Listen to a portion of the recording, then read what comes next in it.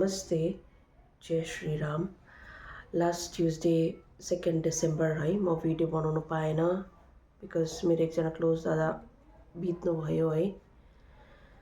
अनि मैले त्यही विक देखेँ हाम्रो उता कालिम्पोङमा पनि भाइ एकजना चन्दन परियार भन्ने भाइ बित्नु भएछ है।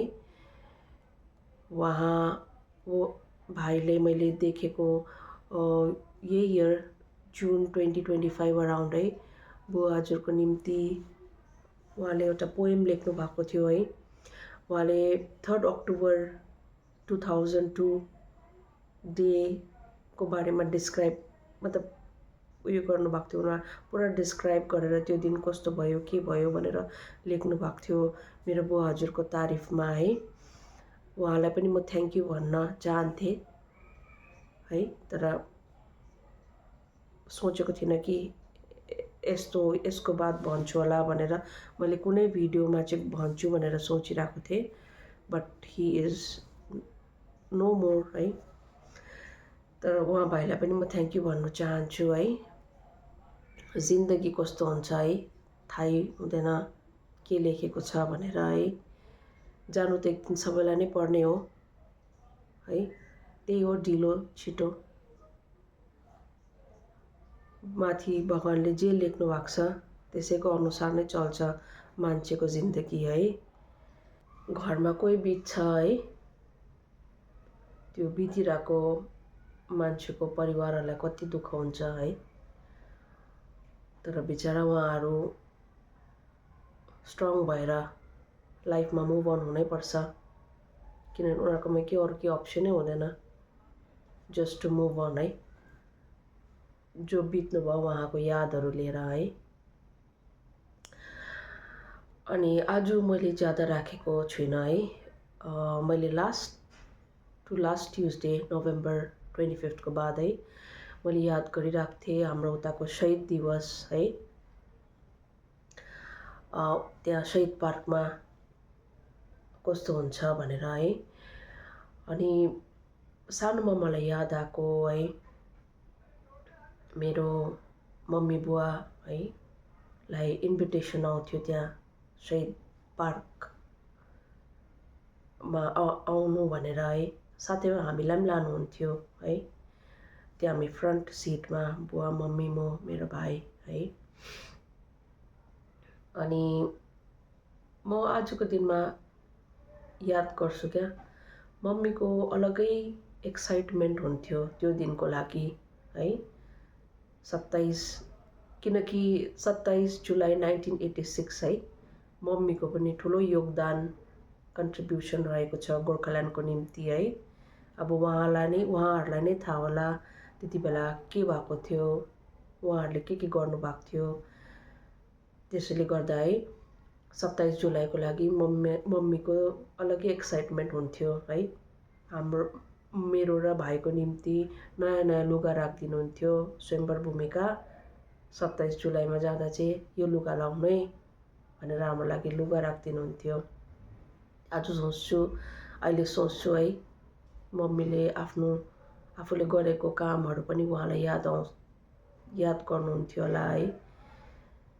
त्यसैले खुसी भएर जानुहुन्थ्यो। हामी पनि जान्थ्यौँ। हामी त सानो जाउँ भने गयो, हामीलाई त यादै हुन्थेन किन गएको भनेर है। तर आज बुझ्दा चाहिँ है त्यो 27 जुलाई 1986 के भएको थियो होला है।